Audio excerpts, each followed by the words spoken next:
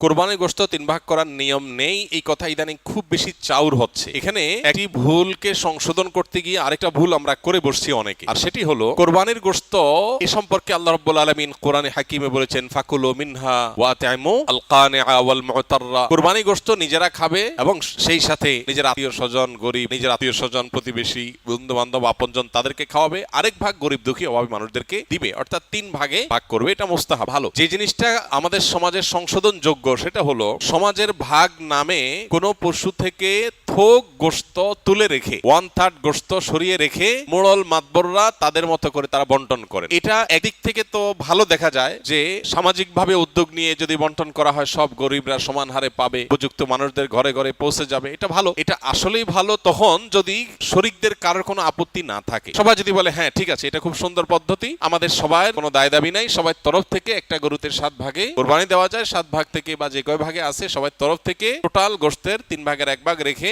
এলাকাতে দায়িত্বশীল যারা আছেন, মুরব্বী যারা আছেন, গণ্যমান্য যারা আছেন তাদের অধীনে ওলামা ইকরাম, ইমাম সাহেবদের মাধ্যমে পুরো এলাকাতে গরিবদের মধ্যে বন্টন করো, আমাদের আপত্তি নাই। কারো যদি আপত্তি না থাকে কোনো অসুবিধা নাই, এটা ঠিক আছে। যেহেতু এই জাতীয় ক্ষেত্রে একজন মানুষ তার নিজস্ব কোনো আত্মীয় আছে, গরিব আছে দূরে, তাকে একটু বেশি করে দিবে বা তার মতো করে সে একটু বন্টন করবে, এই বিষয়গুলোর সুযোগ যেহেতু থাকে না ওই সমাজের ভাগ আলাদা করে তুলে ফেলার কারণে, এই জন্য এই বিষয়টা যদি কোনো শরিকদের কারোর আপত্তি থাকে তাহলে এটা উচিত না, তাহলে সেক্ষেত্রে তার হক নষ্ট হবে। কারণ কারোর কোরবানি গোশত তিনি কি করবেন না করবেন, তাছাড়া 3 ভাগ করার যেহেতু ফরজ না, ওয়াজিব না, আবশ্যক না, অতএব আপনি জোর করে তার কাছ থেকে নিবেন না, এটা হলো মূল বিষয়। অতএব খোলাসা কথা হলো এই 3 ভাগের 1 ভাগ সমাজের ভাগ যেটা উত্তোলন করা হয়, এটা উত্তোলন করে যদি গরিবদেরকে পৌঁছানো হয়, আর যাদের কোরবানি তাদের যদি এটা নিয়ে কোনো আপত্তি না থাকে তাহলে কোনো অসুবিধা নাই, আদায় হয়ে যাবে সবার কোরবানি, এবং এটা কোনো গুনাহের বিষয় না বরং সওয়াবের বিষয়। আর যদি কারোর আপত্তি আছে বলে মনে হয় তাহলে সেক্ষেত্রে এটা না করে তারটা তাকে স্বাধীনতা দেওয়া উচিত। তিনি 3 ভাগ করবেন না, একটু কম বেশ করবেন, শরীয়ত যদি তাকে বাধ্যতামূলক করে নাই, অতএব সেটা তার উপর ছেড়ে দেওয়া উচিত। কিন্তু 3 ভাগ করে কিছুটা নিজে খাওয়া, কিছুটা আত্মীয় স্বজন, কিছুটা গরিব দুঃখীকে দেওয়া, এটা মুস্তাহাব, এটা ভালো, এটা করা উচিত। আমরা এখন একটা বাজে